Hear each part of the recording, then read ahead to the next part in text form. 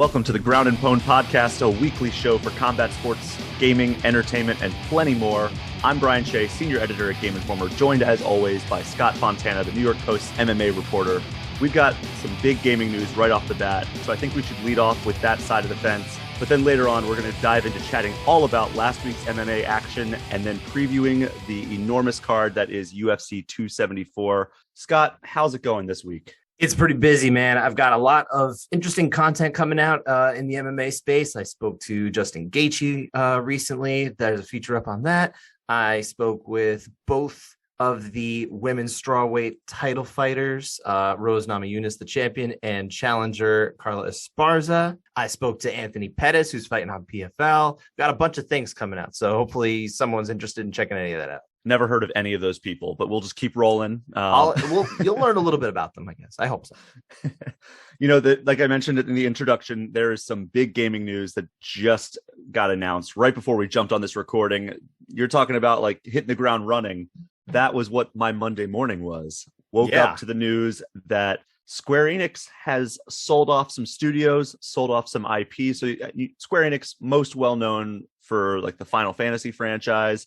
They also have some Western studios, and such as Crystal Dynamics, such as Eidos Montreal, IPs like Tomb Raider and Deus Ex, and the Marvel games like Marvel's Guardians of the Galaxy, Marvel's Avengers. They are all being sold as long as this goes through approvals, because that's all acquisitions. Right, it's like agreed upon, right? Yeah, they have agreed to to sell those Western studios and those Western IPs to Embracer Group. And Embracer Group has a few other gaming holdings. I think most notably Gearbox is under the Embracer umbrella. So THQ Nordic too, right? Yeah, I believe so. So it's an interesting thing. Like it's weird that like it's only $300 million, by the way, which if you contrast that, and I'm not in any way saying that I have that kind of money.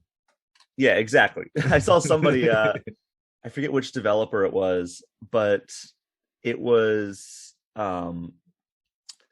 he was like, oh, I would sell my non-profitable branch of my development studios for $300 million as well. Because like Square Enix is always talking about how like the Tomb Raider franchise is underperforming. And it's largely absurd because they just attribute just unreasonable expectations on the Tomb Raider franchise. And then they'll be like, oh, we expect it to sell 100 million copies. And it sells like 90 million, and they're like, oh, it underperformed. And it's like, what are you guys talking about? Like, it sold great. It's just you guys attributed like ridiculous numbers to it. So is that why they sold it, Brian? It seems like it is, because like I think that they want to focus on the like the Japanese side of development. They also mentioned blockchain gaming and AI and cloud technology that this sale will enable them to do. So it's not really, I love those buzzwords. Yeah, it's just buzzwords at this point. Like, yeah, we're synergizing our businesses. Synergy. The greatest word ever. Well, let's see. Here's the quote from Square Enix America and Europe CEO Phil Rogers, who wrote that Embracer is the best kept secret in gaming. And then he said, massive decentralized collection of entrepreneurs whom we are thrilled to become a part of today. And then he calls Embracer Group the perfect fit for Square Enix America and Europe's ambitions, which is, quote, to make high quality games with great people, sustainability, and grow our existing franchises to their best versions. So hold up. I mean, that's obviously corporate speak and everything like that. But does that mean that Square Enix America is going to Embracer Group? Well, I mean, it's not gonna be called that anymore, right? Like they're gonna. I don't think it's away. Gonna be called Square Enix America anymore. I think it's probably gonna be under some other name. Right. But they are essentially Square Enix is leaving behind its Western holdings. It's basically just kind of focusing on its Japanese, its Asia market, or as far as the development side, of course, they want to sell games in America. Yes, but also here's the interesting thing. The company's holding on to 3 Western IPs. Okay, which ones? I'm curious. Just Cause, which is Just Cause 3 rules. If you haven't played that game, it's just a giant open world, like do whatever you want, blow up everything playground. Where like I played whatever the most recent one was a little bit. 4 was okay. 3 was where like 3 is the best one. Oh, yeah, I wasn't super into 4. Outriders, which I believe just released its first game in 2020. And then Life is Strange, which is like an adventure game. I played Life is Strange 2. Okay. So you played more of Life is Strange than I have. Okay. But I've heard Life is Strange 2 is amazing. I enjoyed it. But yeah, I know I've heard True Colors is the best one. Like that's the one that just came out. No, I didn't play that yet. But yeah, so those are the three that they're holding on to, and obviously they're going to continue to publish Final Fantasy and all the Japanese IP. But also, I saw an Embracer Group Q&A live stream this morning. Okay. And somebody asked about like, oh, what about the Marvel properties? I'm assuming that Square Enix is going to hold on to those. And Embracer was like, no, like the deal is for all of them. It's obviously all pending approval. So like they were like very careful to be like, yeah, it's pending our licensor and business partner approvals as well. But yeah, I imagine Marvel's going to have to sign off on Embracer Group. But they were like, there's no reason for us to believe that they're not going to sign off on this. And like, we think that it's going to go through just fine, which, you know, they could be saying anything, but, and they also said that they still have plans to build on top of it. So, you know, I think it was last episode that we were just talking about how like, it might just be time for Crystal Dynamics to call it quits on Avengers. Like, why are we even updating this game still? It sounds like Embracer still has plans to build out Marvel's Avengers. And, you know, if they can figure out some way to right the wrongs, because from what I understand, like this is all reports, obviously, because nobody at the studio is going to talk this way. Sure. But from what I understand, it was Square Enix who kind of mandated that Crystal Dynamics make Marvel's Avengers a live service game in the way that they did. Mm-hmm. And, so maybe other people might say, hey, we can do it a little differently. You know, it might be tricky to kind of move away from what they're doing already because, you know, they're so well established. They've had almost 2 years of the game being out for it to be established as a live service game. So I don't know how they would go about changing that aside from just like, let's just focus on creating content and like ramping up the content. Like we have Avengers, there's hardly a bigger name in entertainment. Like what is it, like Pokemon and like maybe some like Disney or Star Wars stuff, but like Marvel is just such a huge name in entertainment that they would not want to just kill that. I don't think. I think they at least want to give it a fighting chance under a new vision if they can. I like the pun there. That was good. Do what I can. But like I think that they're going to continue that. Hopefully that means that we're going to get a new Guardians of the Galaxy game. I don't know if you played that first one. I did. That game's so good. I think it's solid. I think the story is fantastic. I think the gameplay is like, okay, it's cool. It's all right. It had moments, but I think it'll probably do a lot better in a sequel situation because they already have the good storytelling in place. They've established their characters in their world that is different from, you know, say the Guardians of the Galaxy's movies, which I'm not even a huge fan of the Guardians of the Galaxy's movies. They're fine. Like I had no problem with them, but a lot of people love them more than I do.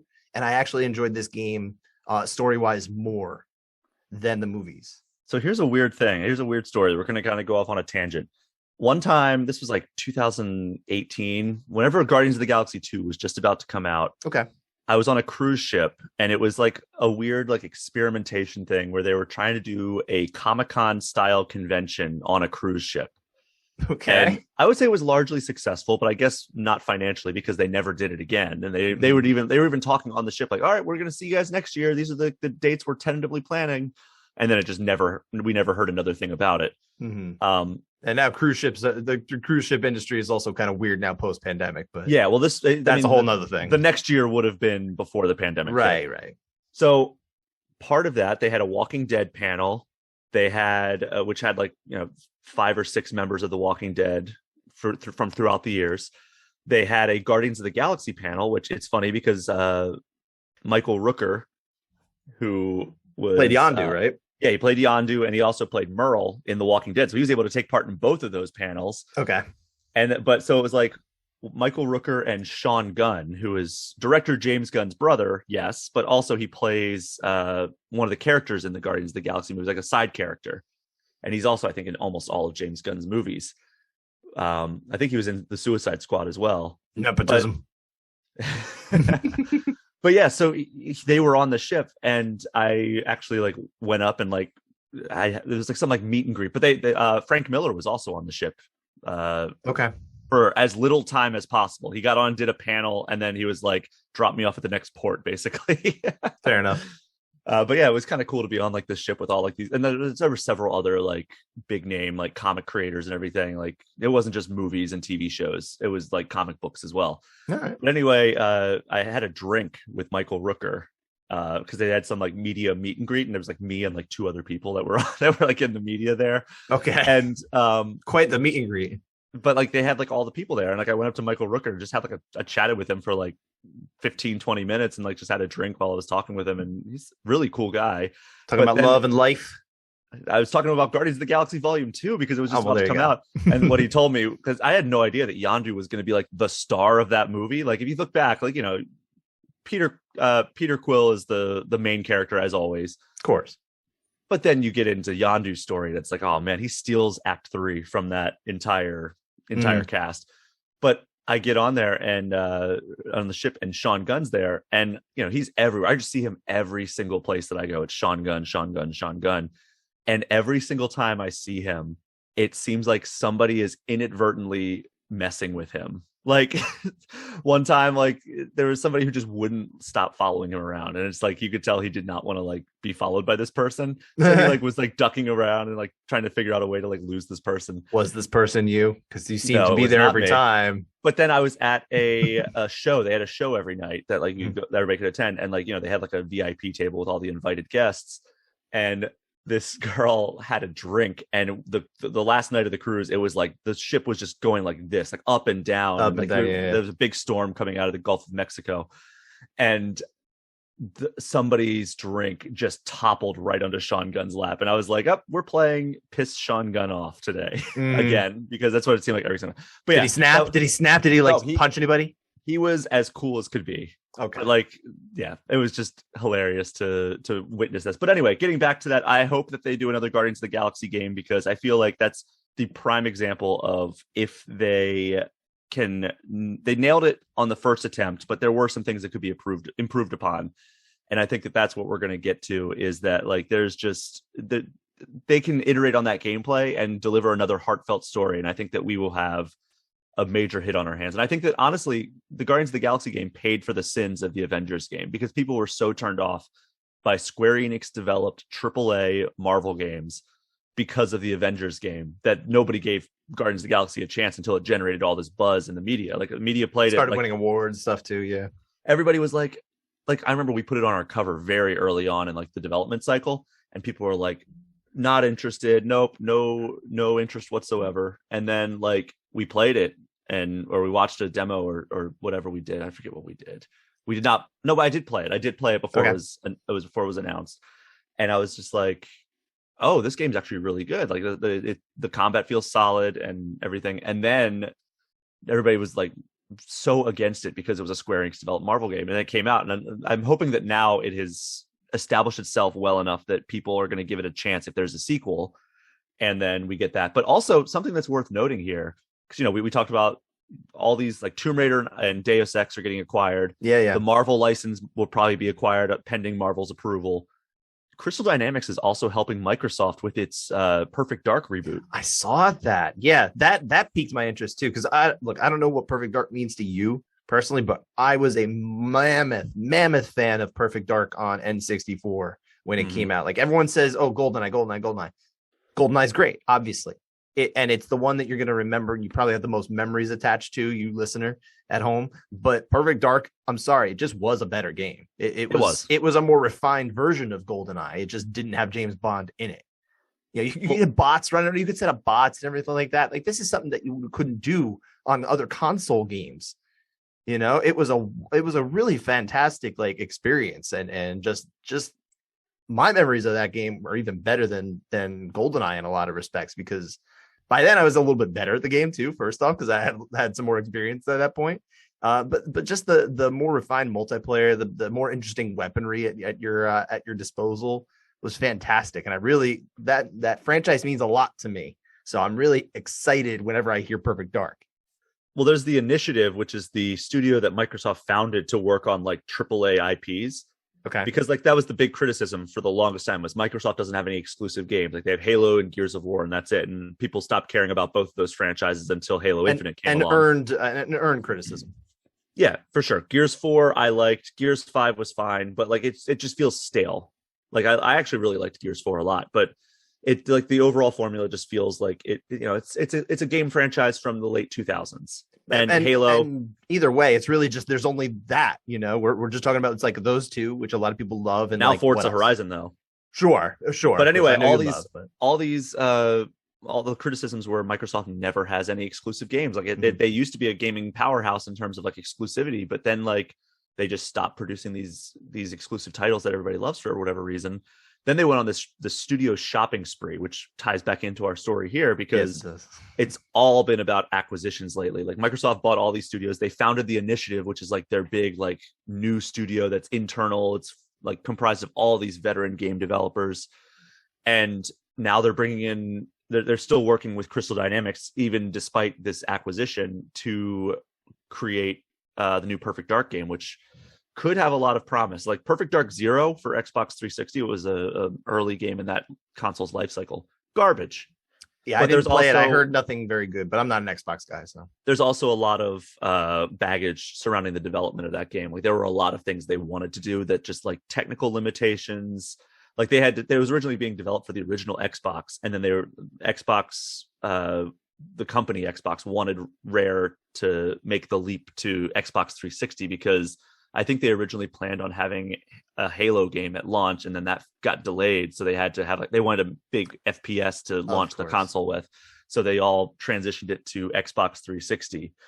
And fudgery or publisher fudgery. Publisher putting their fingers where they don't belong, basically, which is what we were just talking about with Marvel's Avengers. But anyway, I think this thing is ultimately going to be a good thing for these franchises. Like Square Enix never really seemed to care too much about these franchises. Like obviously the studios that are working on them do, but Square Enix as a publisher never seemed to care about their titles like Tomb Raider and Deus Ex the way that they would like a Final Fantasy franchise. Sure. Which is the bread and butter. I mean, I get it. But ultimately, I think this is going to be a good thing for these IPs and these studios. Hopefully, I mean, fingers crossed. Obviously, there's a million things that can happen with any acquisition, which is always why it's such a stressful time for employees. And speaking of which, there is a current report kind of transitioning to the next topic here. This is a very quick one, though. Speaking of acquisitions, there is a private equity firm reportedly looking into acquiring Ubisoft. That'd be a big one. This is like this, at least the second time I can recall in the last several years that Ubisoft has either been under the option to be sold or bought or acquired. I'm not as business savvy when it comes to those kind of things, but I mean, for whatever reason, I know there have been different ways in which this studio could have, or this publisher could have ended up somewhere else, right, or under someone else's control. I believe it was Viacom was the one a few years ago. Sounds similar. Sounds familiar anyway. But yeah, so that's something that keep an eye out. And then kind of moving on to one more quick announcement. There's no details whatsoever, but whenever I see that interview series with MMA fighters, the humanizing athletes. From Alex Bahunin, yeah. And then whenever you ask athletes and UFC fighters, MMA fighters, what their favorite game franchise is, or what their favorite game is in general, it's often Call of Duty. I'd say it's like 50% Call of Duty, 50% something else. Well, let's face it, that's the one that most people are playing, right? Well, we got a new Call of Duty game officially announced, Modern Warfare 2, which is being developed by Infinity Ward, which is, that's the studio that made the original Modern Warfare games. That's the studio that did the Modern Warfare reboot in 2019, which was, I would say, very good. It was something that I think the franchise needed, but they've announced officially Modern Warfare 2. So I get very confused here though, because I know that it's like it was Call of Duty 4 Modern Warfare was what came out when we were in college, Brian, you and I. Yeah. And then they like sort of rebooted it, I guess, by just calling it Call of Duty Modern Warfare. And now this is Call of Duty Modern Warfare 2. But I'm pretty sure that's also what the sequel to the other game we were just talking about was. It sure was. So what the heck? Why can't you just come up with a different name? Like, I'm sorry. Why are we doing? It's not that hard, guys. At least put like a different subtitle on it or something. Like I'm just going to call it Modern Warfare 2.2. 2.2. I like it. Modern Warfare 2.2. The way I put it on our website, because we have different like product pages and everything, and we already had one for Call of Duty Modern Warfare 2, and you can't double up because the URL is generated from that. Right. So I put Call of Duty Modern Warfare 2 and then in parentheses 2022. Well, that's the way to do it, of course. I mean, they did that with God of War. God of War, of course, when they rebooted it, they kind of just called it God of War, which, okay, I can understand it. Like that's kind of okay. It's not that hard. But like once you've already gone to like the subtitles portion of it, where it's like Call of Duty Modern Warfare, How about they just call it Modern Warfare, period? Just split it off. Yeah, I mean, that would make sense. Modern Warfare is a huge name and bigger than even Black Ops or Warzone, I would say. Like in terms of like Modern Warfare's recognizability, it could be its own IP. I don't know that they even need to call them Call of Duty anymore. Like, I mean, they do. It's like it's all under one roof, I guess, but it's like they're kind of their own franchises. Like there's some people who like they prefer to play Black Ops, and there's some people that prefer to play Warzone. It's like, well, there's 3 studios that work on them. They all have their distinct flavor. There's Infinity Ward, Treyarch, and so Infinity Ward does the Modern Warfare games. Treyarch does Black Ops, and then Sledgehammer Games did like Advanced Warfare and World War II. So, that's the announcement. And then there's a couple of quick hits here. Sega is delisting classic Sonic games ahead of the Origins release, which that'll happen. So Sonic Origins is coming out in June, and Sega is delisting the games that are included in that game of that collection. I guess they're assuming that it's going to be because those games are the best way to play that. That's the hope anyway. I mean, the business reality is they want you to buy the newer version of these classic games. It's how they do these things. I get it. But hopefully the Origins collection is not a mess, because you look back at Grand Theft Auto, the Trilogy Definitive Edition, which was GTA 3, Vice City, and San Andreas. They delisted those games, and then the Definitive Edition came out, and it was just an unmitigated disaster, just glitches and poor performance. So hopefully that's not the case with Sonic Origins. Hopefully my PlayStation 5 or Xbox Series X can handle Genesis era Sonic games. Because don't push it, man. I'm telling you, it's we'll tough. see what. But and then the last thing I kind of wanted to cover here is the Mario movie. We've talked about the Sonic movie a few times here on the show. The Mario movie was delayed to 2023, and it was done so in the funniest way possible. I covered this on my All Things Nintendo podcast, but I was laughing at just the casual nature of the tweet from Nintendo of America, starting with, "This is Miyamoto." That's how it started. It made it seem like he just kind of like took over the Nintendo of America Twitter account and was like, "This is Miyamoto. I've worked with Chris San from Illumination and we've decided that it's in our best interest to delay the movie until 2023." Talking about Chris Pratt? No, Chris, I forget the guy's last name, but he's like the founder of Illumination, the studio. Okay, I get it. But it's like his collaborator at the studio, and he's like, "Yeah, we were talking, and I wish it was Chris Pratt. That'd be funny if he was like Shigeru Miyamoto having a conversation with Chris Pratt." See, that's what I imagine. That's funny to me. But like, God, I was just so on my last episode of my podcast, I was just running down the cast list and laughing all over again at how funny that cast list is. Do you remember like the full casting? I remember Chris Pratt. I don't remember everybody else, to be honest. Oh my God! So it's like Chris Pratt is Mario. Anna Taylor-Joy, I think that's a person. Yeah, Anna Taylor-Joy, right? She's Peach. Jack Black is Bowser, which is perfect. I would say it's perfect. Okay, I gotta wait and see with that one. I don't know. Another good casting is Seth Rogen as Donkey Kong. Yes, that is good casting. Absolutely. This one I can't hear at all. Charlie Day is Luigi. Yeah. I guess when you already have Chris Pratt as Mario, I guess okay. I'm trying to think. Fred Armisen is Cranky Kong. Okay. Which is also hilarious. But good. This is the one that makes me laugh every single time. Keegan Michael Key is Toad. Okay. Okay. That's the one that makes me like, really? Every single time. Like, no, again, you know what? That'll be fun, actually. They are all extremely funny people, but it's also hilarious in the sense of like, this is like the most random casting of characters. It is a very ever. weird, like, overall cast. It's going to be such a strange thing. I feel like it's either going to be like totally awesome or it's going to just fall on his face. Oh, there's no in between. Nope. It's not going to be mediocre. So that's the gaming stuff I wanted to cover right off the bat, because I know we have a loaded show full of MMA talk as well. We do, but before we even get to that, man, I gotta ask you, because I have not been able to play 1 minute of video games in the last week because I've been so busy talking to all these fighters and writing and doing all this stuff, and also I let me live through you at least a little bit. What have you been playing? All right, so I'm gonna say that there are a couple things that I can't talk about that I've been playing, which are no, that's okay. Very exciting. But we'll hear about those later. The thing that I can talk about that I've been playing is Kirby and the Forgotten Land. I've been finally diving into this game. We talked about this a little bit, yeah. I've been extremely busy with like just everything else, and also I was playing MLB The Show 22 a good amount. But like now I had a little bit of spare time. You're free of the grip of MLB The Show because it grips you. I want to go back and play some more, but like I wanted to. See? I just didn't want to play it this week for some reason. Fair, but that's fair. Kirby and the Forgotten Land, I'm absolutely in love with this game. It is the Kirby game I've always wanted. It's basically like taking the Kirby formula and applying it to like Mario 3D World in terms of like the structure. So it's linear levels going through. There's some minor exploration, but mostly it's all driving you forward towards the end goal. And you have side objectives in every level, and it's just an absolute delight. I tweeted this out. I was just like, the more I play Kirby and the Forgotten Land, the more it becomes apparent that it's a game for silly gooses by silly gooses.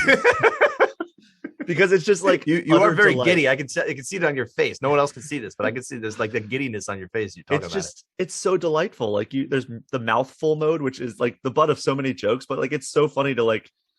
I thought that was funny. I like. They use it as so many like excuses to give you like fun, cool powers. Like there's one where like you absorb like a half circle. Like it's like the top of a door. You just like suck up that, and then it turns Kirby into a glider, and he just like glides through like it's like a flight like area all of a sudden, and like interesting. It's so fun to like fly through the rings and collect like collectibles, and like you can retry it if you want. Like I got to the end, and I was like, I did pretty good. It's like, do you want to retry? I'm like, that was pretty fun. I'm gonna try it again.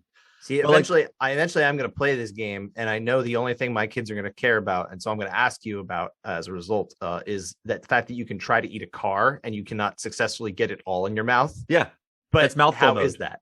It's fun. Like it's just like it opens up basically like a little mini game, and like there's some that are more fun than others, but like they're all pretty engaging. Like, there's one where it's like you absorb like you suck up a soda machine, like it's like a vending machine.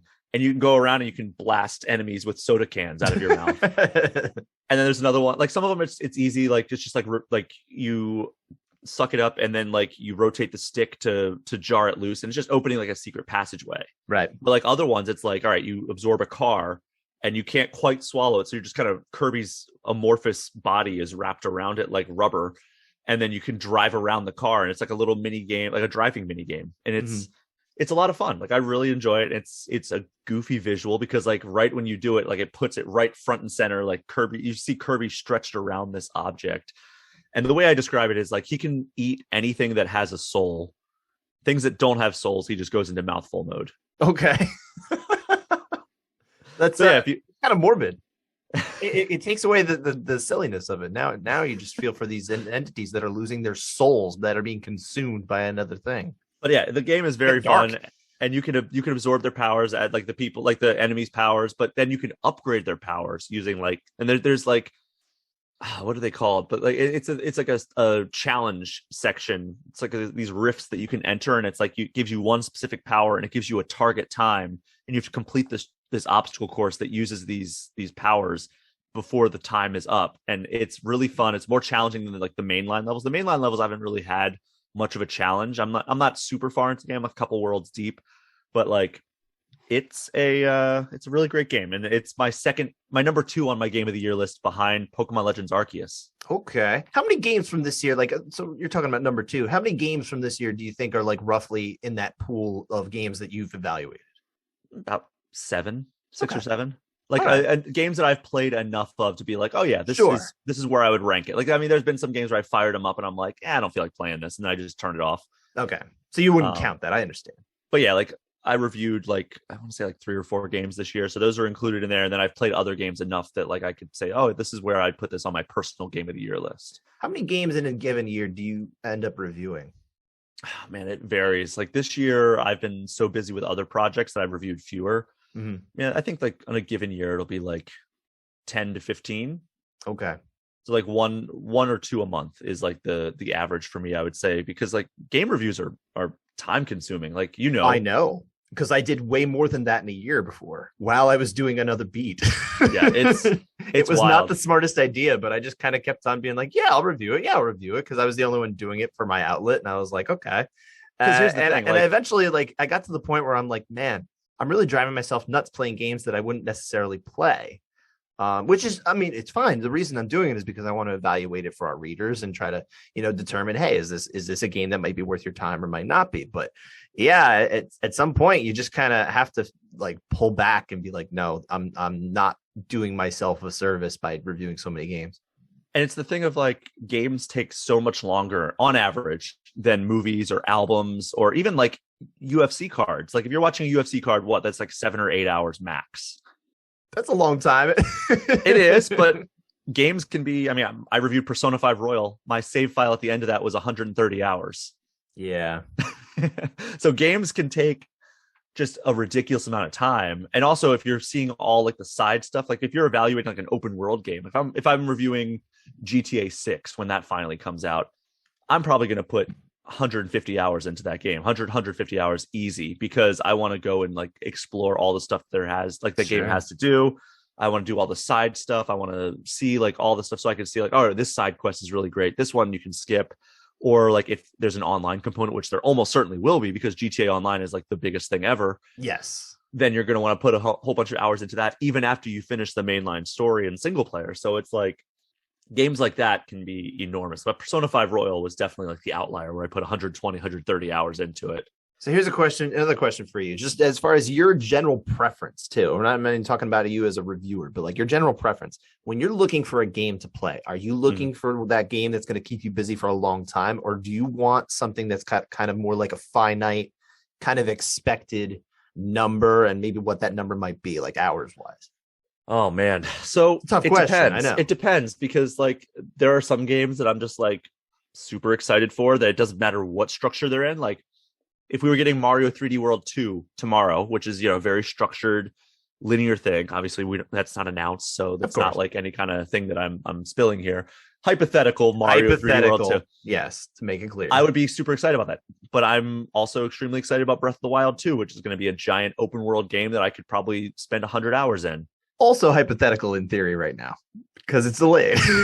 I mean, we've seen footage of it. It's really that's announced. I've talked to the head of the Zelda franchise about that game, so I know it's coming. I'm teasing. But yes, it does seem like we were waiting forever on that because it was announced June 2019. So it's been quite a while. But then the pandemic throws. We've had a whole pandemic since then. Yeah. But yeah, I think that typically I like games that I can lose myself in, but I think it all comes down to the game. Like I could be just as excited for a Breath of the Wild 2 as I would be for a new Donkey Kong Country game, for example. I think for me personally, I kind of like a mix. So like, I just don't want too many games that are like, you're going to spend 60 to 80 hours into this world. Like maybe 1 or 2 of them a year is like what I think my sweet spot would be. But honestly, like my preference, because I really do like single player, like focused narratives and that kind of thing. And they don't necessarily just need to be like linear, but I do like the ability to kind of play the game and more or less be done with it within 20 to 25 hours tops. And like, that's like including extra stuff. Cause I like to do everything.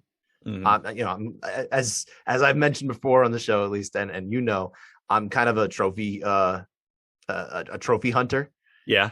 And so I've tried not to be as much anymore, but my competition with my buddy, I just crushed him. So like we've moved away from that. And I'm now trying to like break the habit of tracing every trophy. But ultimately, look, if you give me a new Batman Arkham game, for example, I'm going to hunt down every Riddler trophy there is. And it's not even just for the trophy hunting in PlayStation, so to speak. It's just the simple fact that I like to see everything in the game, but I want to be able to get that in like 30-ish hours tops to do everything like that. Sometimes it's nice to have like a 10-hour experience, a 12-hour experience. Because if you do that, if every game is 60 hours, you're going to backlog like crazy. And my backlog is nuts.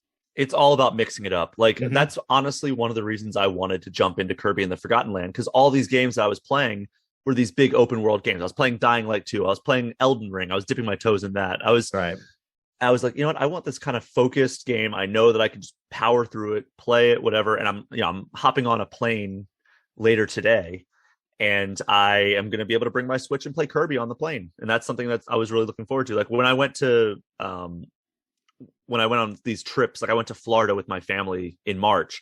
Right. I couldn't bring my Xbox. I could have brought my Xbox, but I didn't bring my Xbox. I brought chose my Switch. Not to bring your Xbox. So I couldn't keep playing Dying Light 2. I couldn't jump into Elden Ring. So it was like something where I saw everybody tweeting about it, and I was like, oh man, I'm getting like the feeling of FOMO. And it's nice to have the option to bring Kirby with me, and just like, I have a 4-hour flight later today. It's going to be cool to be able to play Kirby that entire time. Yeah. Yeah. And well, until your Switch dies, because is it going to last 4 hours? I'll probably play for a couple. I mean, here's the thing about me on planes is I over prepare for flights. I will load up my device. I will download like 6 movies on my iPad. I will download all the games that are like archived on my Switch just to like get them re-downloaded and like get them all updated and everything. And then I'll get on my flight and I'll just throw on a podcast and just stare out the window like an idiot. Like I always do this every single time. I download all kinds of things, being like, oh man, I'll have so much time to like enjoy, like watch this movie I've always wanted to watch. And then I get on the flight and I'm like, I don't feel like getting my iPad out of the bag or staring at a screen. I'm just gonna put on music or put on a podcast and stare out the window and look at these dumb clouds. Oh, wait till you do it with kids. Like when you prepare literally anything for yourself, it's like, well, sorry, you don't get to do that. Well, I have some time before that happens. You are not in an immediate state for that one. That's no. That's me. Yeah, but I can relate. I understand. But hey, Scott, we have one more entertainment thing that I think pertains to both of us before we move on to full on MMA talk, because I know we're going to get absorbed by UFC 274 and other MMA stuff. Definitely. We're both big fans of the Batman, the movie The Batman with Robert Pattinson. I'm a little bit of a Batman fan. I'm wearing a Batman shirt right now. I'm wearing a Batman over sweatshirt as well. Wow. So I'm kind of Batmaned out for this you're one. Layered. It's actually an interesting topic you bring up for me. Yes. Go on, sir. They no surprise to anybody, they've confirmed that there is a sequel in the works to the Batman, which came out earlier this year, and it just hit HBO Max. And and I've been playing it like a ton. Really? At this point, it's just kind of background noise. I've watched it like 6-7 times now. Jeez, I'm in the middle of my second watch. But like I'm putting it on like while I'm working at this point now. I've seen it like 4 times, like sitting through, and now I can just put it on. Why don't you just put Nirvana on in the background? That would be cheaper. You mean, well, no, it's not cheaper. I'm already paying. Actually, I don't even pay for my HBO Max. That comes from my parents' DirecTV subscription. So it would be more expensive for me to go buy the Nirvana song and just listen to that. You don't have Spotify? No, I don't. Actually, my wife does get a Spotify subscription for free through work. She works for Starbucks. So okay. I could get that as well, but I think I'd have to log in through. The way it works is like you have to go in through her Facebook account or something like that to like activate it. It's more of a pain than it's worth. I can turn on the television and just watch Batman, because I also get Batman in the deal. You forgot about that. That's true. But you could just put a picture of brooding Robert Pattinson and play Something in the Way over and over again. There's a lot of brooding Pattinson out there. Brooding Pattinson. Yep. It's basically his mode. Except for in Harry Potter, right? He was not brooding in that one. I have no idea he was even in that movie. He's in. So I'm not a Harry Potter guy, but my wife. Nor am I. No, obviously. So he's Cedric Diggory, which is like an important character. That sounds like a Harry Potter character. Yeah, I know, doesn't it? I could hear Harry Potter saying that in his little British accent. Cedric Diggory. Yeah, that was kind of like his first big role, was Robert Pattinson before Twilight. Oh, that was pre-Twilight. Okay, it's pre-Twilight. Yeah. Apparently, he lived off that money for like a little bit, the Harry Potter money, and then he like just kind of needed money, so he's like, I guess I'll do this Twilight thing now. You know what? You know who I hope lives off his money for a while? Rob Font, because he needs to relax. He needs to kick back. He needs to recover from that fight, because man, we're going over MMA now. Yeah. That is those are 2 fights in a row that he has had. He's gotten touched up a little bit. Yeah. So obviously on Saturday it was the UFC show with Rob Font. He was in the headliner against Marlon Vera here, and I don't think anybody thought it was going to be like crazy one-sided. I mean, maybe there were some, but like I thought it was going to be kind of an interesting battle, like all the way down. And in some ways it was, right? So like you go watch that fight, and hopefully some of you've watched this fight by now, but you watch this fight and Rob Font, like he's doing work I would say, like if you were to put down a percentage of the time that Rob Font is like the one who's doing a better job in there, he's probably winning 75 to 80% of that fight or more. But when he's not winning, he is getting lit, almost finished, and torched, and almost finished. Yeah. In rounds 2, 3, 4, and 5, he was either dropped or like badly hurt. And his face was just a total wreck by the end. And honestly, like this is the fight. And we've been saying this on my podcast. A lot of people have been kind of saying this. This is the fight that you want to talk about the striking numbers and why they don't matter. this is the fight. Like, who knows how many of those significant strikes that they're tallying, even the final tally, because the one you see on screen is not the final tally. Mm-hmm. Sometimes they adjust that up or down for each fighter. So it's hard to really go by that in real time anyway. But if you look at even the final numbers, Rob Font landed more than 100 strikes more than Marlon Vera. And Cheetos still torched him. I mean, absolutely torched him. No one would watch that fight and be like, oh, Rob Font won. And if you do, you're a computer. Yeah. Like, that's what you are. You're a computer if you think that that's what it was. I watched it with somebody who was not an MMA fan, and she was like, oh my God, they need to like stop this fight. Like that guy, like Rob Font. Poor man. She was like, no, do not go to another round. Do not go to another round. Like it was clear that like Marlon Vera was just annihilating. And I was even like, oh, I want to watch the decision. And she was like, don't you know? I'm like, yeah, I know, but I want to see it. Well, you see, the thing with MMA is sometimes you think what's going on, but yeah. But I mean, this was as obvious as it gets, which is plain as wild. Dead.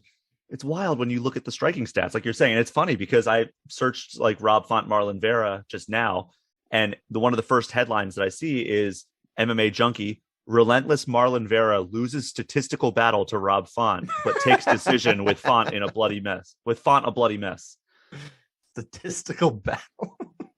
It's true. Like you look at the striking numbers and like you look at that, and it's like if you didn't watch the fight, you'd be like, oh, Font like dominated. But no, it's like Vera, like you want to talk about significant strikes, like the most significant strikes definitely came from Marlon Vera. Yes, absolutely. That's what it is. Like when you talk about watching a fight, anyone who isn't familiar with my work on Couchside Judges, the podcast where we're talking about judging and scoring in MMA, understand this: the crux of the scoring criteria and the wording of it when you're talking about striking is that you weigh the immediate impact of the strikes landed more than you weigh the cumulative effect of them. And this is why, because you don't just go with, okay, this guy landed more often. You really have to go by the quality of each of those strikes. UFC only tallies what they call significant strikes, which are essentially just strikes at distance, right? That doesn't differentiate the fact that there's one punch that's going to land harder than another punch, and another punch is going to land another. There's a billion different degrees to which a fighter could land a punch or a kick or an elbow or a forearm or what have you. And they're all going to land differently depending on how well they're blocked or not, or where they land, or, how much the other guy is moving away from it or into it. There's so many different, it's innumerable degrees, right? So to just boil it down to significant and what I like to call insignificant strikes, because they just don't have a word for the ones they don't count as significant. So, which I think is, I just do it as a joke because I think it's stupid. But like if we were fighting, or like if you look at a fight, a cross to the body could be a significant strike, and so too could be Francis Ngannou's uppercut of Alistair Overeem. That's those also a significant strikes. There and to a computer, they're equal because it's binary. It's 1 or 0. But to everyone else, that one of them took a man's soul and threw it into the ether, and the other one just kind of knocked Kirby's the wind out of someone. Yes. But other fights on this card, because, obviously Marlon Vera came out, I think, the big winner of this entire fight card. Clearly, he has emerged as one of the top contenders at bantamweight. I would imagine by the time this show comes out, he is going to be a top 5 bantamweight in the UFC. I mean, he should be, yeah. And I think the Arlovsky-Collier fight was, it was. I thought it was fine. Honestly, for a heavyweight fight that went 3 rounds, it really wasn't that bad because my whole thing is that I like to say, I think heavyweight fights should be 1 round, and then that will be it. If you don't finish it in the 1 round, it goes to a decision. Who won the round? Let's move on. I don't want to see another 10 minutes of heavyweights going at it, unless it's like those top guys. The top guys actually put forth really interesting fights. But anything after the top 10, it's very much a mixed bag. Yeah. This is an exception to that, and even at that, it's still like an okay fight.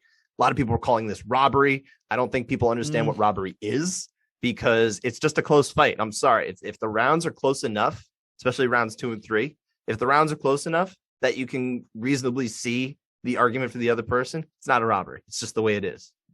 You know what? We had mentioned that we were excited for the Andre Fili fight, and we weren't familiar with Joe Anderson Brito. We are now.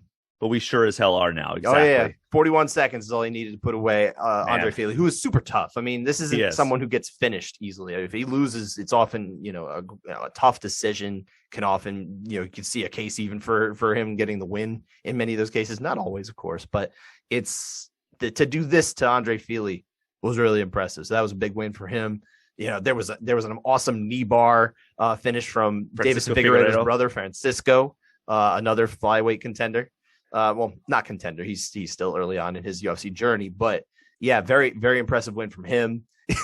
We had Alexander Romanov paintbrushing Chase Sherman. I mean, that's like disrespectful to someone who has been in the UFC several times and with many fights under his belt to do that.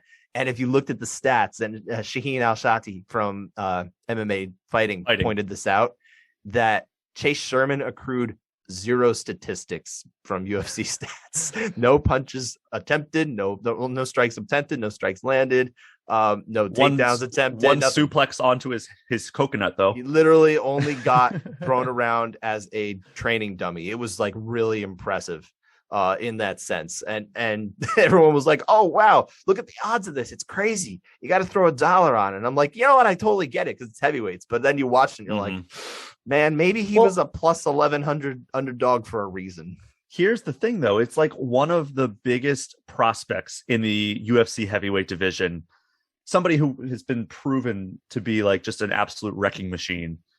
And then you're throwing a guy who has been cut from the UFC twice and brought in on short notice. Maybe and then delayed a week again. But like that week, if nothing else, probably benefited Sherman because it gave him an extra week to get ready for this. But clearly it didn't make an ounce. I would argue the other way. I think it's better if he can just surprise Romanov. But then Romanov's team had like a week to evaluate the guy. So it was like, oh, okay, now we know what to do. Take him down and paintbrush him.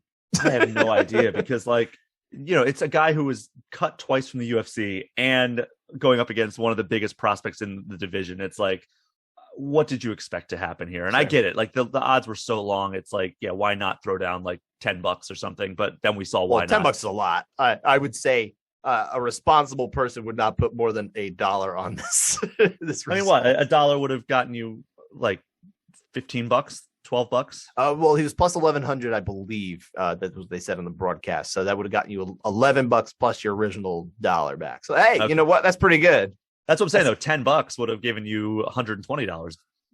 I don't have that much scratch. Some people have more money to throw around with their gambling. I don't know about you, sir. You're made of money over there. I have never gambled on sports once, let alone if I do. In Minnesota? I don't think it is. Okay, I think I've looked into it once and I was like, oh, I can't do like the DraftKings promotion that they're talking about or whatever. Oh, there you go. Every single broadcast, which is what annoys me so much about UFC broadcasts these days because DraftKings is an official partner. Mm-hmm. And I don't know how much this is just because John Anik is big into gambling. He does love it. But loves a little action. The broadcast has become so all about here are what the odds are. Here's what a bet that just got put down on. It's just I know. I don't care. Like it's interesting at first, but then it's like, oh, well, here's the live odds. And it's like, I don't care.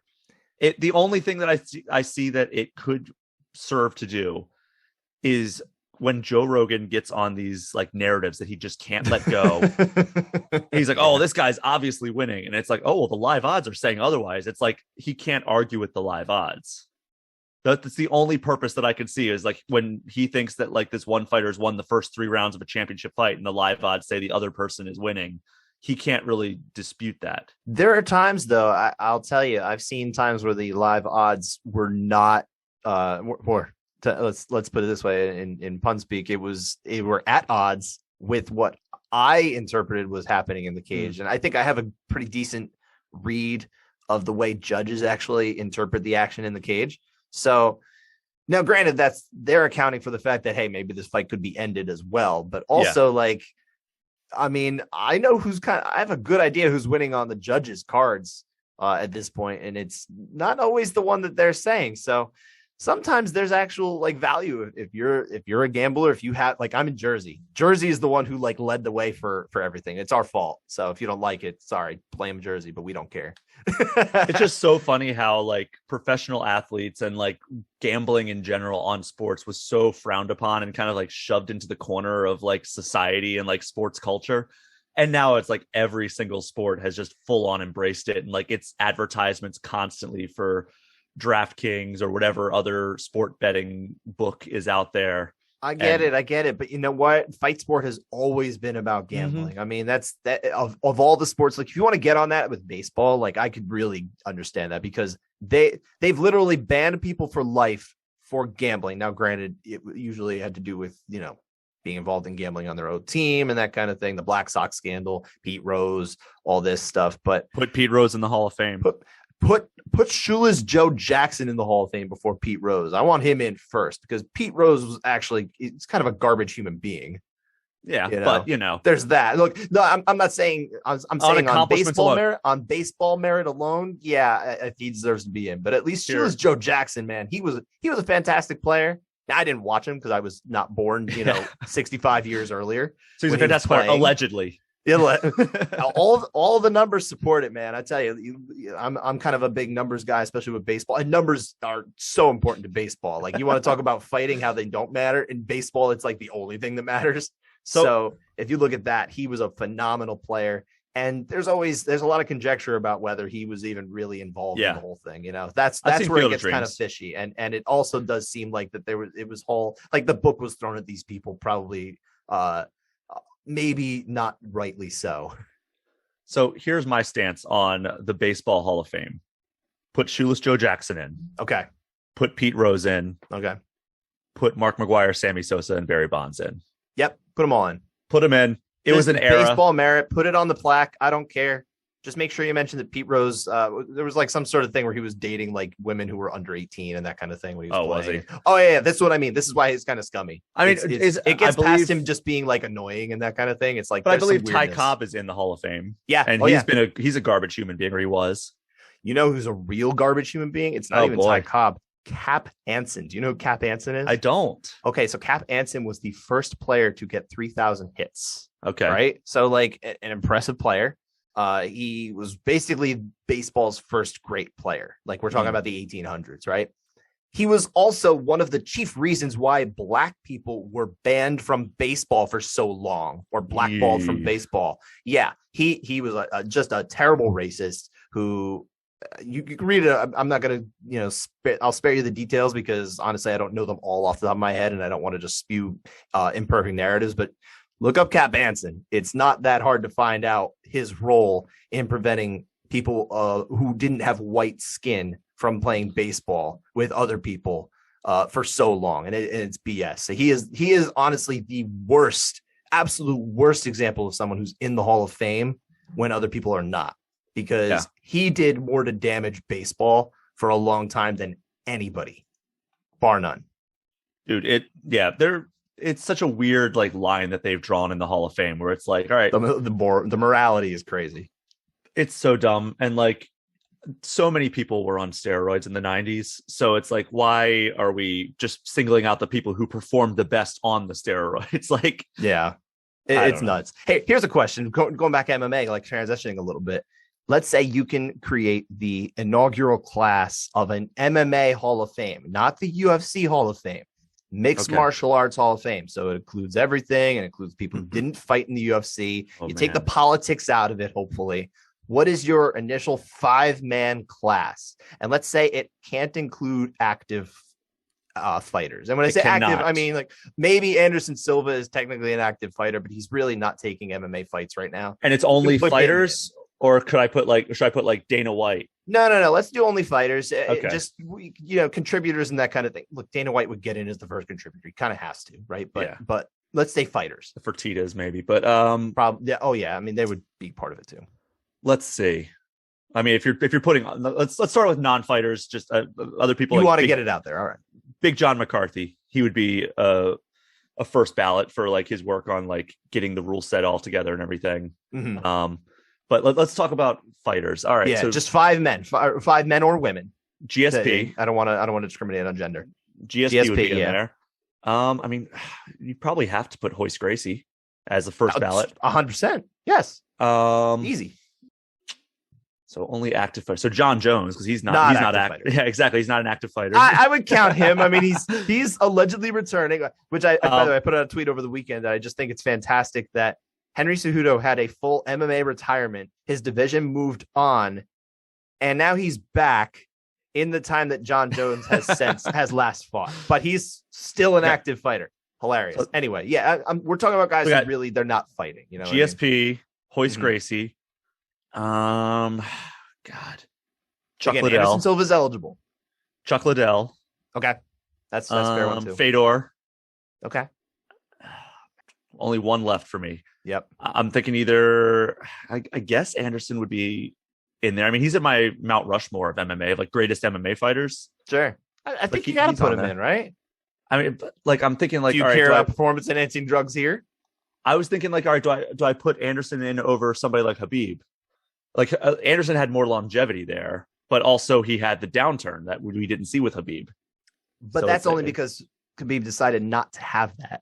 Exactly. Well, that's the thing. Different. Is like, do you factor in like the heights that they reach, or do you? I mean, we can't put Conor in because he's still allegedly, but like he's the biggest star the sport has ever seen. So it's like, all right, how much? It's the Hall of Fame, so you have to like take into account levels of fame as well. Who's the greatest baseball player to you? Oh my God, that's so impossible to say because there's so many different parts of it. You know, sure. Basketball, you could say, all right, like Michael Jordan was like the most well-rounded player, or LeBron James, or whatever. But then you look at baseball, it's like, all right, this guy was a great pitcher. This guy's a great power hitter. This was a great fielder. Well, the reason I asked this is I'm going somewhere with this. But anyway, for argument's sake, let's go with Willie Mays. Just for argument's sake, Willie Mays, who's a fine candidate for that, right? Great, an amazing baseball player in his time. A lot of people in New York remember how terrible he was falling down in the outfield for the Mets. I don't think you hold that against them. I think you look more at the heights than you look at the downturn. Because Anderson Silva was a transcendent talent. He was a star and he was amazing. So I think you don't necessarily count that end part so much against him. I think it's something that happens to athletes that stick around too long, maybe past their time. I'm trying to put a lot of those fights, like realistically, like there's some fights in there where it's like, okay, you know, he was pretty damn competitive in those fights. But that also goes back to my point about McGuire and Sosa and Bonds, where they were playing against people who were also juicing. Yeah. And then, I mean, Chael Sonnen, one of Anderson's toughest fights during his title reign, has famously said that he was like juiced to the gills on that one. Mm-hmm. So, I mean, you got to put it all in context. It's like he was maybe using performance enhancing drugs. I mean, because the only time he was caught was when he was rehabbing his leg, right? Well, he's actually, I believe he has 2 suspensions. He's was caught twice now. So yeah, because there was the one time before the Nick Diaz fight. Or it was at the Nick Diaz fight. So they had that fight. It's a no contest because both of them tested positive for different banned substances. Obviously, marijuana was the drug choice. He got so screwed. Nick Diaz. Of course, that's its own conversation too. Of course, but and then he did it again. It was right before he was supposed to face Kelvin Gastelum, and then he had to pull. They had to pull him. And it ended up being Michael Bisping stepped in on 2 weeks' notice after losing to GSP, and he got knocked out again. That was his last fight. So that was a sad ending to his career. It kind of was too. But you remember the heights, man. That's what it is. So yeah, that's why I think you put Anderson Silva as that 5th guy. You're right. Because when you see Michael Bisping, you don't think about him being submitted by GSP or being knocked dead by Kelvin Gastelum. You think of, you know, him ascending the ranks, edging out Anderson Silva in a close decision, and then journey knocking that out he Luke had Rockhold. to get there. You know, he's got a fascinating career. There's actually an interesting documentary just came out from him, and I spoke to him for. What was the more unlikely champion? Was it Michael Bisping or Glover Teixeira? Glover Teixeira. Yeah. 100%. Because he had a point in his career where everyone completely wrote him off, and he was much older. He was completely written off, like absolutely written off. But Bisping was going up against tougher competition. Yeah, I guess I wouldn't necessarily discount that, but at the same time, the fact that he got to that title and won it, like no one would have ever thought that could happen with him. Agreed. No one ever could have thought that, but like he got that title shot against John Jones, and he was totally beaten down because this was prime John Jones, and no one's losing to that guy. There was a time where, probably even earlier than his UFC career, you could have seen Glover Teixeira getting to the title and maybe even winning it. But like this was kind of viewed as like maybe the late stage last push. It's like, okay, it didn't happen. And he has his last phase of his career where it's kind of like the Shogun, where he's like fighting guys and there it's interesting and it's not. I mean, it really wasn't working out for him. And then he goes on a final run. He actually gets there and wins the belt. And that there is, I would say, bar none, Glover Teixeira getting the belt is at the time he did is the most unlikely champion that the UFC has ever had. Yeah, that was I teared up a little bit when that happened, honestly. Like it was like there were so many feel good champions in the last like calendar year. They've had some good ones. Like, even Jan Blachowicz was a feel good story when he won, and then obviously he lost to Glover. The only reason I was glad that Jan lost was because it was to Glover, because Jan had already tasted what it was like to hold a belt. Glover, I wanted him to win that belt so badly because I just wanted him to be able to say he was a champion, because he seems like a really good guy as well. But it was like him, it was Brandon Moreno, it was Jan Blachowicz, it was a person we're going to be talking about very soon here, Charles Oliveira. All these people were just feel good champions. And like, I don't know, it was a nice stretch after like all the trash talk that kind of like the emergence of Conor had spawned. And it's like all of our champions are just trying to like replicate that now. It was a nice change of pace in like a very difficult time of 2020 and 2021 to get like all these like feel good stories of like these first time champions that like you can clearly see like they mean so much to them to hold that belt, and like they seem like legitimately good people. We're going to steer the conversation back to this coming weekend in just a moment, but I did want to ask, because you reminded me of something when you said it. You said, you were glad it was Glover who beat Jan, right? Have you ever seen the movie Road to Perdition?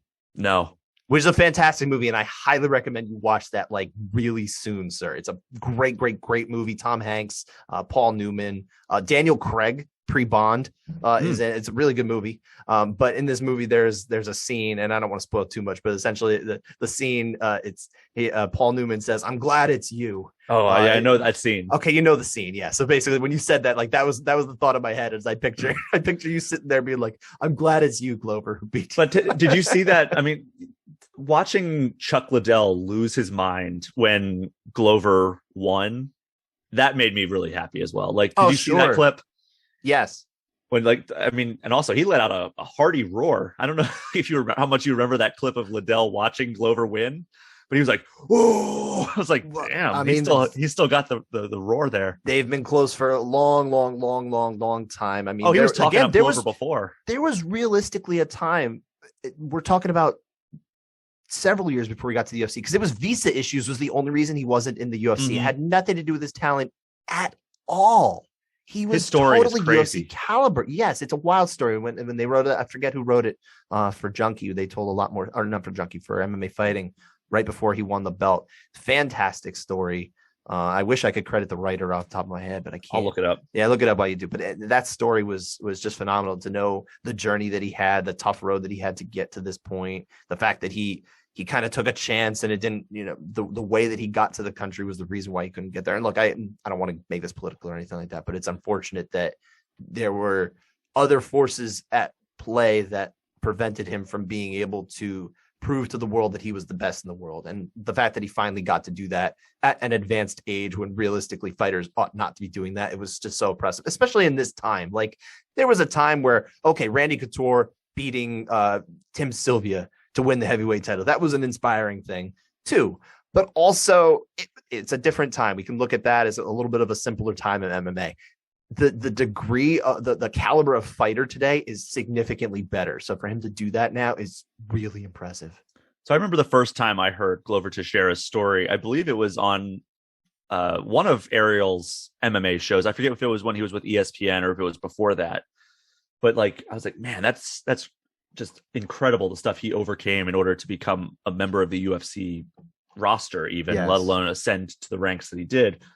But I believe that the story you were talking about was Guilherme Cruz. Yeah, that sounds right. He's a terrific writer for MMA fighting. It came via an interview on his Portuguese language podcast that he does for MMA fighting. That's correct. Yes.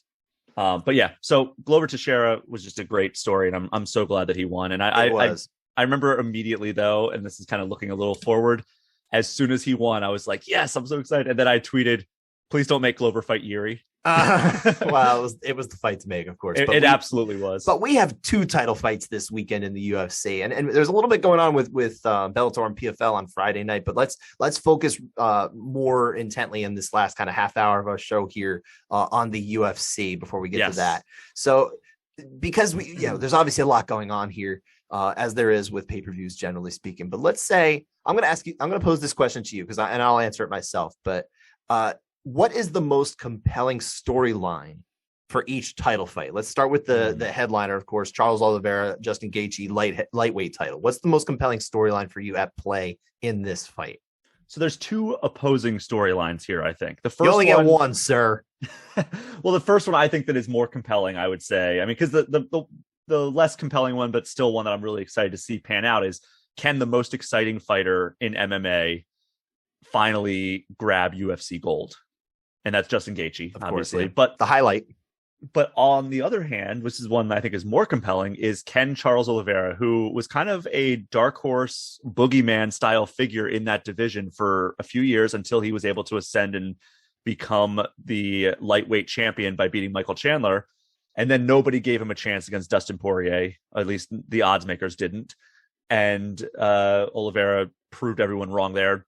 Poirier kind of felt like the uncrowned champion going into that fight, much like Dominic Reyes felt like the uncrowned champion going into his fight against Jan Blachowicz, but that's another story. But if Charles Oliveira can beat Michael Chandler, can beat Justin Gaethje, and also Dustin Poirier, that is one hell of a run. You need to throw Tony Ferguson in there as well. I'm just talking title run. No, I know, but the fight before that title run was Tony Ferguson, who was also viewed as one of the best for many, many years in the division. So I think to throw him in there too, that's like a bonus. Like that 4-fight string. I'm glad you mentioned this one, because this to me is the most compelling storyline. If he completes that 4-fight stretch, that is without question the best stretch by any fighter at 155 pounds in the history of mixed martial arts, which is a young history nonetheless, but an amazing, amazing run that we have not seen before. And I mean, before that, it was Kevin Lee, which, he's no longer another UFC, solid fight too, a solid fighter. And then Jared Gordon, who just had a very good performance, even in a losing effort this past weekend. It was a tough performance. The first 2 rounds were not going his. I mean, he's a talented kid. I mean, he's got a lot of talent. He's a huge kid too. At 155 pounds, he's got a big, big frame. Jared Gordon has even said before, like, he's got much shorter arms than a lot of the guys at even 55. So he was down at 45 for a while. 45 was a harder weight for him to hit, so he's at 55. But yeah, no, I mean, just this 4-fight stretch is just amazing to beat. If he can beat those 4 names, like, you've got to start. I don't want to get in the GOAT conversations, that kind of thing. No. If you do that all the time, it honestly, it gets a little tiresome in this sport, because everyone's talking about GOATs for a sport that's realistically only been in this form in the MMA stage, as opposed to no holds barred, for roughly 23 years. It's not that long. It's not an old sport. Tom Brady was he was a rookie around the time that this sport was basically becoming what it was. So the fact that he's still playing football in the same time that we have this sport going on, it's not that long, right? I remember, but also you have to keep in mind, this guy holds the record for most submissions in the UFC. Yeah. Oh, yeah. Which is another feather in his cap, on top of all these other like amazing accomplishments he's having as the title holder in the strongest division in the sport. Brian, he was 10-8 at one point. His record was 10-8.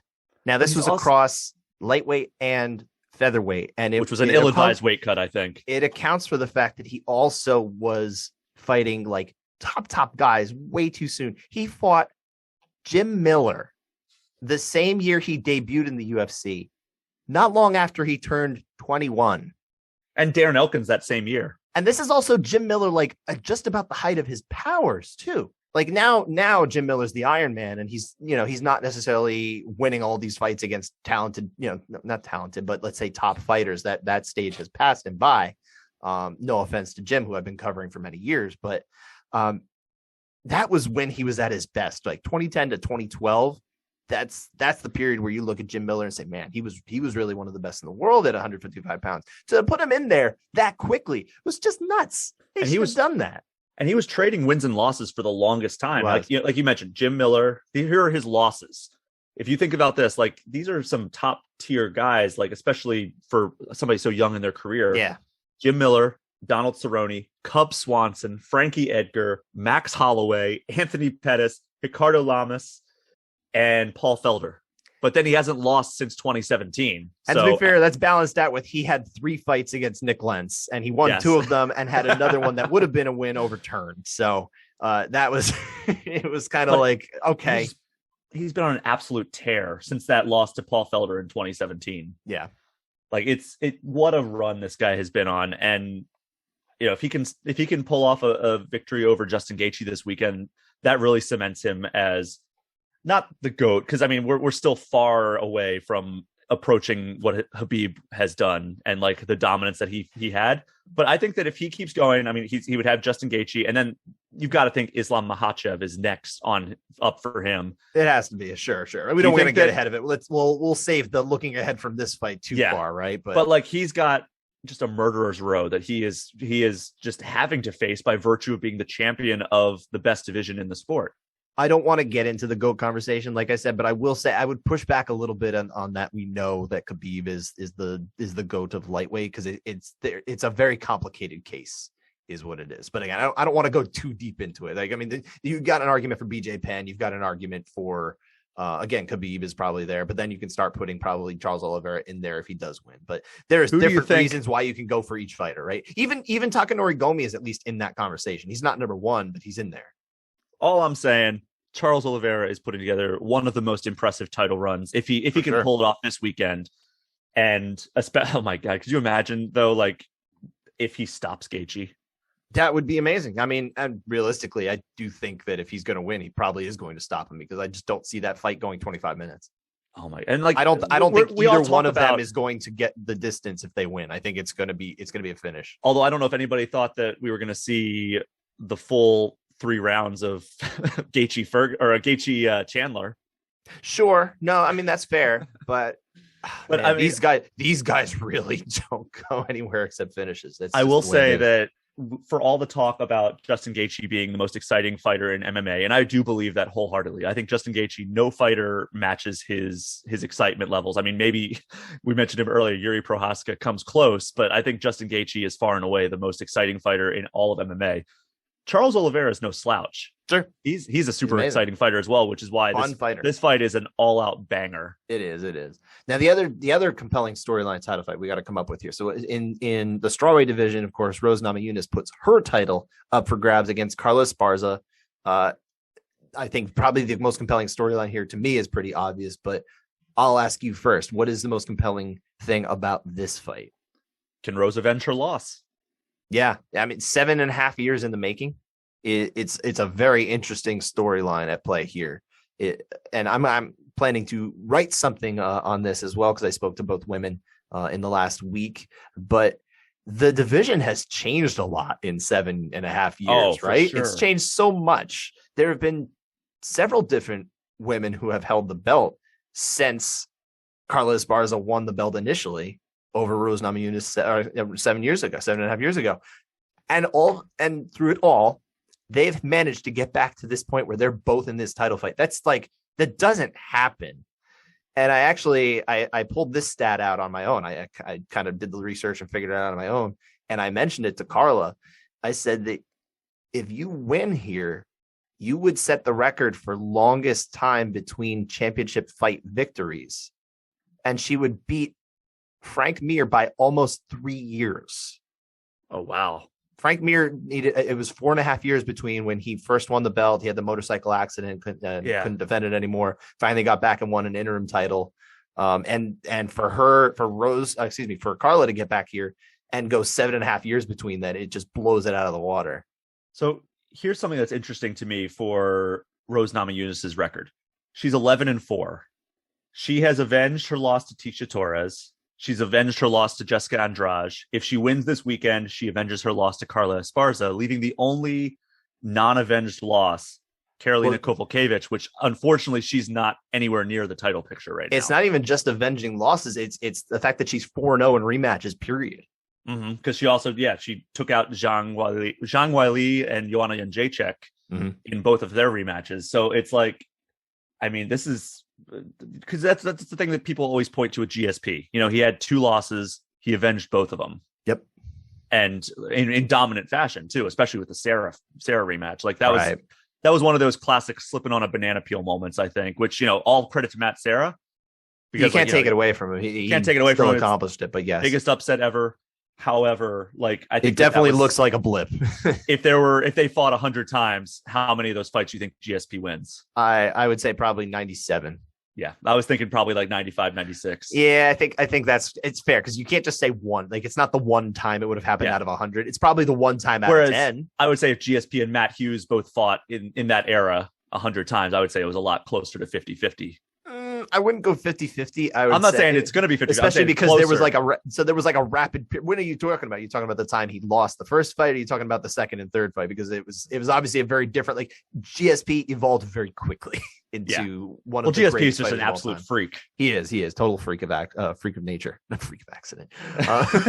He's not an accident. That was the thing that stuck out to me about this fight is that she has a chance to avenge her third of 4 losses here, and she has no need to avenge a loss to Karolina Kowalkiewicz. Yeah, which that fight will never happen. It's unfortunate how much she fell off. Yeah, because Kowalkiewicz was always fun to watch. Like I always enjoyed watching her fight, but like, what has she lost 5 in a row now? It's not been good, and I know she's spoken of at least some issues. It comes to I think mental health and that kind of thing too. So it's unfortunate. It's a tough sport. Tough sport. It really is. Yeah.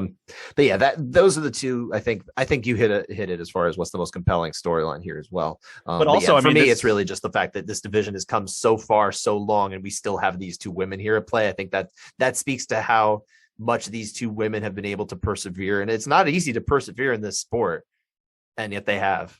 Yeah, and I think that this win, if Rose is able to beat Carla this weekend, it puts her closer into that conversation of like, she is the best champion that this division's ever seen. Because I mean, right now you'd have to probably say Joanna.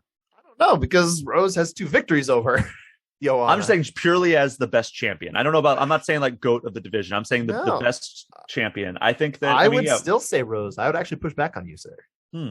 Well, I think that's what I'm saying is a win this weekend would further establish her as the person it would certainly silence the doubts you seem to have, sir. But for me, I'm already there. I think it's very clear the fact that she was able to win both those fights, once as a finish, once as a very competitive decision, which I was at both of those fights actually.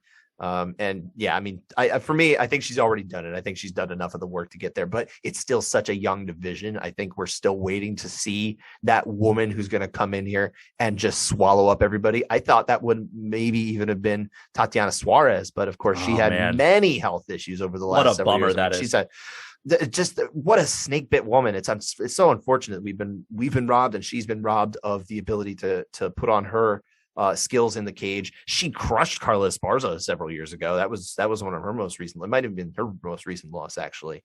She's gone on a run since then. So realistically, like if she can get back there, and I think she's probably going to focus on 125 to start with. She was always kind of bigger anyway for the division, but she was the one who I thought really could have come in there. And because of her particular skill set with the wrestling and being able to crush on the ground, I thought she could get it done. So we'll see. But yeah, we're still waiting for that woman. But I think right now it is Rose. Yeah, I mean, it's debatable. I'm not saying like Rose is not the answer. I just think that Joanna has a rightful claim to that as well. I think that both of them, I think that if Rose can go in there and, I mean, because she's also the one who reclaimed the belt, which is wild. But like, I think it would be interesting to see a third fight between Rose and Joanna. If Joanna could get through Weili. I'm more interested in, actually, if you want to talk about third fights, I'm more interested in a fight with Jessica Andrade, because that is a trilogy fight, truly, because each one has a win on the other side. So that would be interesting to me. What about on the rest of the main card, though? We have 3 non-title fights stacked. What is the most interesting fight of the 3? Just give me that one, because we're getting a little tighter on time, and I don't want to push. I mean, it's got to be Chandler Ferguson, which we're going to see exactly where Tony Ferguson is. Because like we've seen where he has been these past few fights, and it's not a good place, but he's also facing just the best of the best in, again, the best division in the sport. Sure. Like, you look at Tony Ferguson's record recently, I'm going to bring up his Wikipedia page just to make sure I'm getting it right. Justin Gaethje fighting for a title right now. Charles Oliveira, the current champion. Beneil Dariush should be fighting for a championship in a just world. If he wasn't hurt, yeah, he would be right in that mix as well. So it's not like he's fighting garbage, the garbage of the division. Now he's fighting another killer in Michael Chandler, who, I mean, for what, like, he put on the fight of the year last year against the guy who's fighting for the championship this weekend.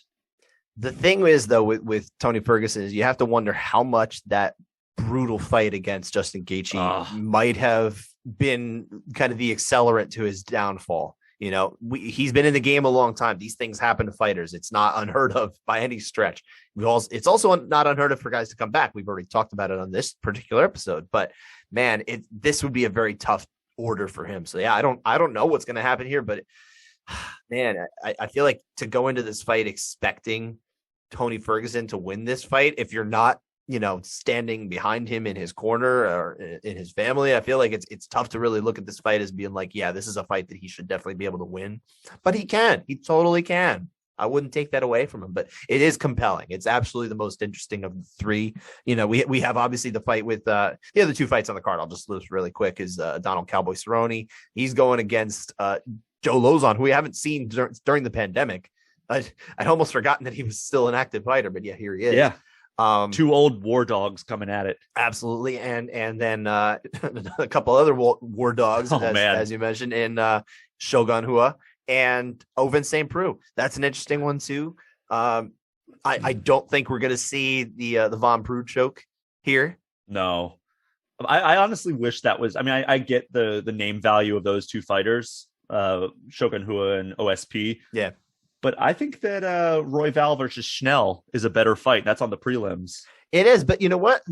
On the bright side of that, because there's a funny thing that we always got to get hooked on with, like, this fight should be on the main card. This fight shouldn't be on the main card. Or what are we doing here? You know, that kind of thing. We get hooked on that. And look, if they're not getting pay-per-view points, it doesn't really matter all that much. They just get to be done with their night sooner. There's that. I mean, you know, where are they getting more exposure? I think that's the real thing that, like, we would want to be thinking about is like, okay, if they're on the early prelims, like, yeah, they're not getting exposed on these pay-per-view nights because a lot of people aren't tuning in until, you know, maybe 9 o'clock or 10 o'clock or even later, depending.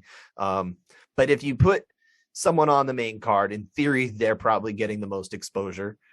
That would be nice especially for flyweights. And they do love to put those action fights on the main card.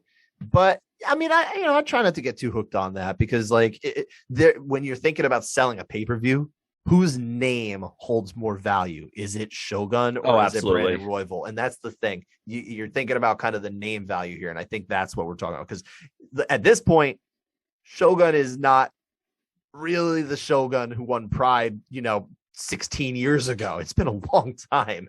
It has been. The fact that he's still in the game is impressive. He's like the last Pride holdover, basically, in the UFC. So Robbie Lawler has one fight in Pride, but that was over in the United States. That's not real Pride. Let's face it.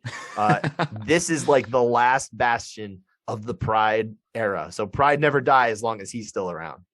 So here's one more fight that I'm really looking forward to. Oh, I got the prelims. Featured prelim, okay. Randy Brown versus Chaos Williams. I love Chaos Williams. Well, Randy Brown's fantastic. Randy Brown's great too. Yeah, he's a local guy for us in New York. Mm-hmm. But I think that has. I mean, I was going to say it has fight of the night potential, but then you look at the main card and you're like, no, it doesn't. I mean, it has potential if it has some sort of disappointment that happens in the first. Look, put it this way: let's say Justin Gaethje gets Charles Oliveira out in 2 minutes. Like, that's not going to be fight of the night. You know, he's going to win a performance bonus, but it won't be fight of the night. So maybe. But then there's also the possibility that Michael Chandler and Tony Ferguson's an all-out banger. You never know. Or Cowboy Cerrone and Joe Lozon. Maybe they've got one last crazy war in them. You know, who knows? I mean, I could totally see that happening too. Yeah. Like, I could totally see them being like, let's just throw down, basically. I do think probably if I was to say, like, so let's say the prelim that you can't miss, like absolutely can't miss out of all of them. And there's so many good fights on here, so I don't want to like downplay it. But if I'm going to tell you one fight to go out there and watch on the prelims, if you just got to make some time a little bit before then, make some time to watch Brandon Royval and Matt Schnell, because Brandon 100%. Royval is appointment viewing. He's always fun. He's always entertaining. Something fun is going to happen in that fight. I like that one. Also, if you look at the early prelims, like Francisco Trinaldo versus Danny Roberts should be fun. I think I always like watching Lupi Godinez. Well, the fact that she was able to take those two fights in consecutive weeks. Yeah. I mean, that was wild last year. She's got my eternal respect. Yeah. And the return of Tracy similarly, Cortez. Andre Fialho, he had just gotten a win 2 weeks ago and said, put me on a card. And they obliged and they gave him Cameron Van Camp. I don't know a ton about Van Camp, but they found a body for him to fight. It's the first time we've seen Tracy Cortez in a year. Her last fight was against Justine Kish, so it's been a while. It's been a bit. It's been literally April 2021. So it's going to be a fantastic fight card. But the day before, Brian, because we're going to wrap up really soon here. The day before it's a really stacked day of fights. I mean, it's a Friday. So, who knows who can fit what into their particular work days and that kind of thing. But Bellator 280 is going off in the afternoon our time, American Eastern, you're in Central Standard Time from Paris, with the headliner being Ryan Bader defending his heavyweight belt against Czech Congo. And then later in the evening it's the third PFL event of the season there in Texas. And that one is headlined by Kayla Harrison going against Maria Matkina. I believe I'm saying that right. So, and that's actually, I think that's a more interesting card overall. It's got, several name fighters you would know, Rory McDonald, Anthony Pettis, and of course, 2-time season winner, Ray Cooper III. But out of all those, let's just say between Bellator and between PFL that day, you can only watch one fight, sir, because it's a Friday. Fight. Let's face it. It's Friday. You might be a little busy. You can make time for one fight. I got nothing going on. I'm watching all of PFL, and unfortunately, I just canceled my Showtime subscription, so I'm not watching any of those. Well, you can rely on. Let's pretend you have it anyway. Like, what of those fights? What is the one that if you could only pick one that you could watch, what would you be picking? I am excited to see Yoel Romero. I'm always excited to see Yoel Romero. However, I'm going over to the PFL. I would, just because none of the matchups in the PFL are really like drawing me in, but the names Anthony are. Pettis gets Miles Price, who hasn't fought in 3 years, but his last win is over Peter Queally from Bellator. So that's actually 3 years ago. It is 3 years ago. It's been a weird, we've had a pandemic. It's been weird. Everyone's been affected differently. Kayla Harrison's always appointment viewing just because it's like, all right, it's like how Ronda Rousey smash was. This other woman. Yeah, it's like what Ronda Rousey was back in her prime, where it was like, all right, how is she going to take Betch Correia out in like less than a round? And then you watch and you're like, all right, that was amazing. How's she going to take Holly Holm out in a round? Oh wait, that didn't happen because we saw what happened with that. Right. Did I ever tell you my story about how I almost skipped that fight card? No. Let's hear it. So I used to go to a bar in downtown Minneapolis every single UFC pay-per-view because I didn't have like a good way to buy the pay-per-view. So I would just go to a bar every single pay-per-view. And it was Ronda Rousey versus Holly Holm.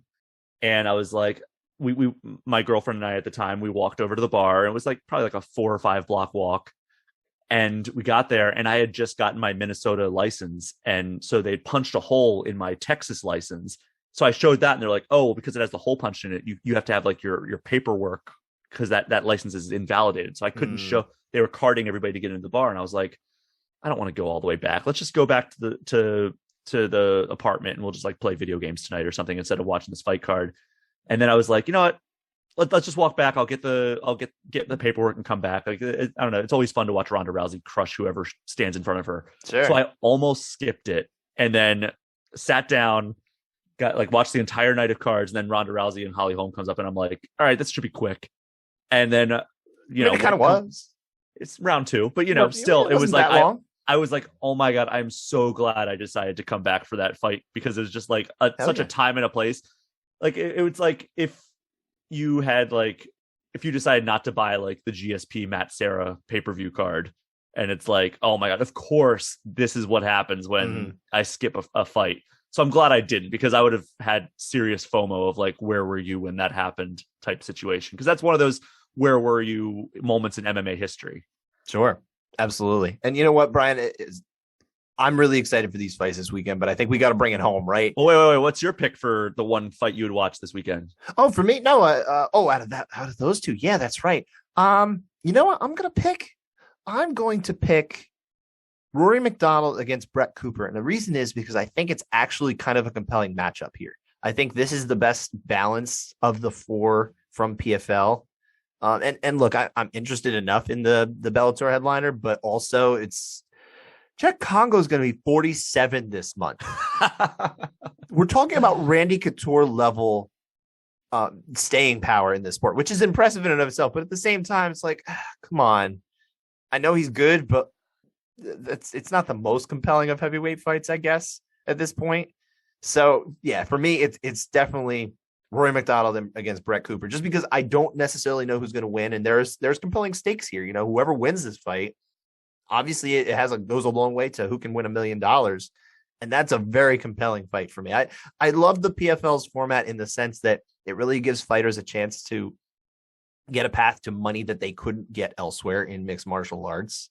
And it's not just for, Bellator does their Grand Prix format as well, which is also fascinating. And I also like the way it works there as well. But also it can take a guy like Antonio Carlos Jr., who literally he was allowed to walk from the UFC, or he was released. I'm not sure what the terms were exactly. It doesn't matter. The point is he was not in the UFC anymore after his January fight last year. Mm-hmm. He gets into the PFL season and he goes on and wins the whole thing. He ended with he started with the UFC loss, and he ended with $1 million check.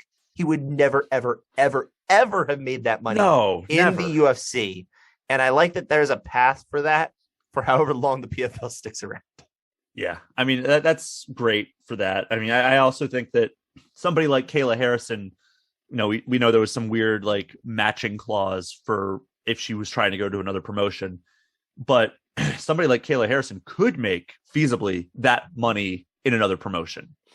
Not that money. No, I mean, well, okay, there was a matching thing, but like realistically, like the millions of dollars, like you can't make it in the UFC. There's a reason why the UFC. I mean, if the UFC wanted to pay it out, they could, because like they wanted to, but they don't. They realistically aren't going to do it.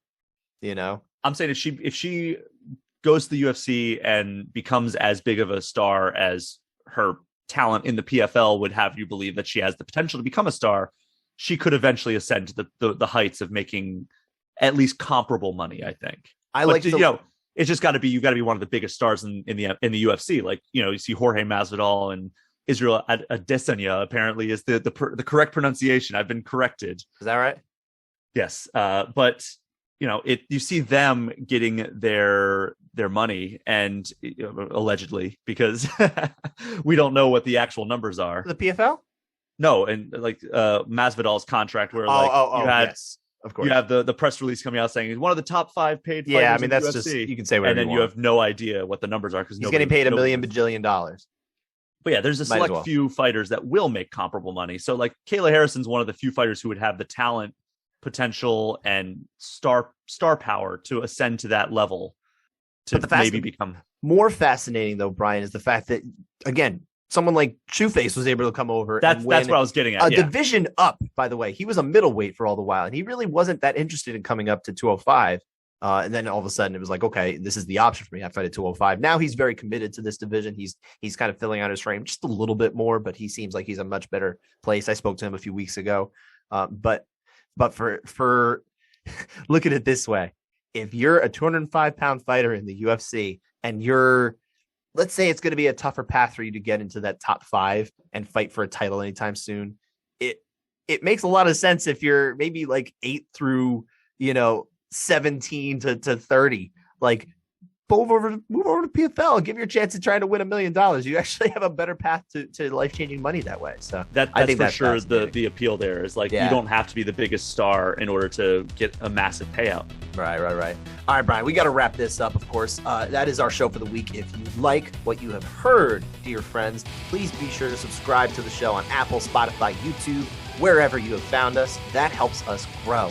And while you're at it, would you kindly follow our social handles at Brian P. Shea and at Scott_Fontana on Twitter and Instagram.